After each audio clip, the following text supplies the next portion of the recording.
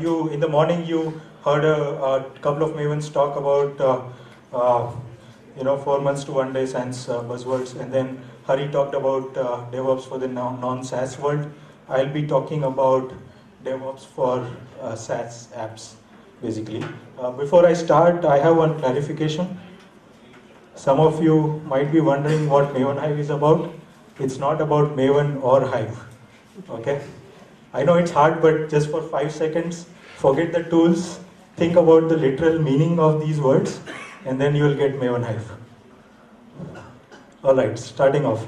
So this talk is actually about the 12-factor app, which is basically written by Adam Wiggins, who is the co-founder of Heroku.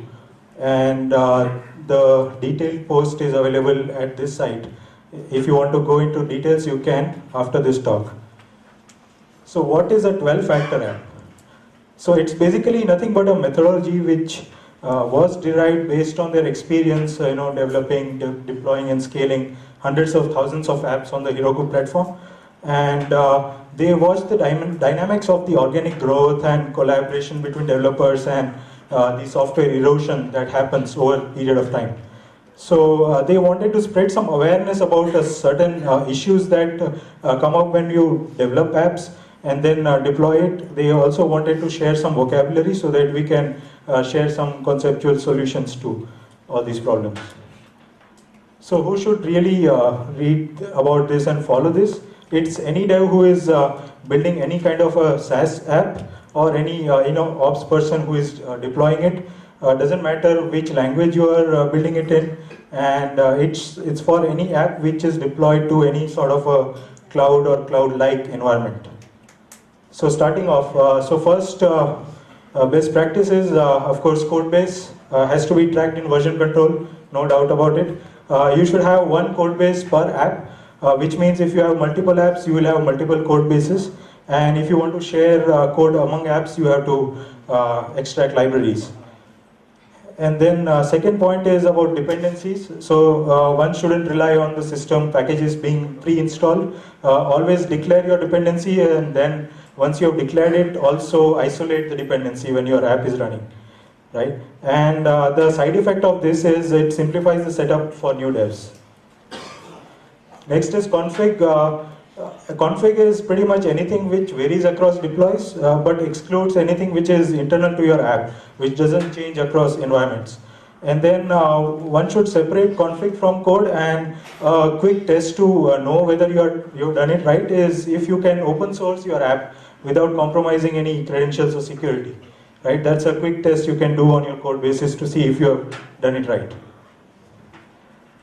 Backing services are basically resources which your app consumes.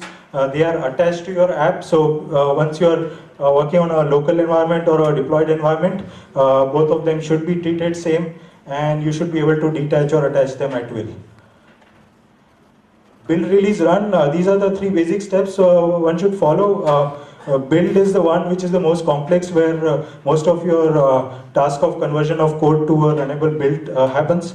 Release combines your code or the build with your config, and the run stage is the simplest one of all, or should be the simplest one, which just runs your app in your environment.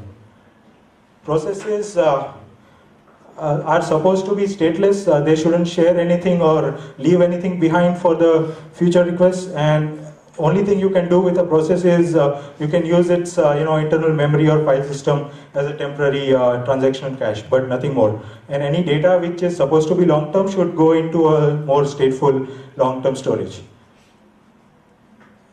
Port binding, your app is of course bound to the HTTP port, but pretty much all the services you use are suitable for port binding, and you can export your services via that. Concurrency can be achieved via multiple processes. Your workload could vary significantly, so you have dedicated different types of processes for each. And one thing to note is adding more concurrency should be a very simple and reliable operation. So that's sort of like the benchmark you should work towards. And next is disposability. Your processes should be disposable. They should be very easy to move to any other physical machine. They should start Yeah, they should start fast and shut down gracefully. Last 30 seconds. Okay.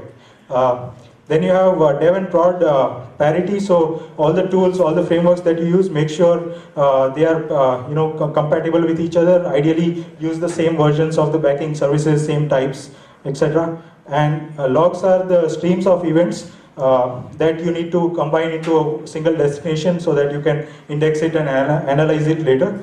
And last one is admin processes. So these are one-off processes which you should trigger and run against the same releases with the same config, but they should be one-off and not share anything with the running app.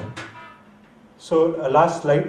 Is it for you? That depends again on your specific situation. You might have certain constraints which you have to worry about. So I would say you go and try some of these things. If you're not doing it, see what works, see what doesn't, and make your own call. So thank you very much. The slides will be available at these locations shortly, and you can get in touch with me if you want to discuss.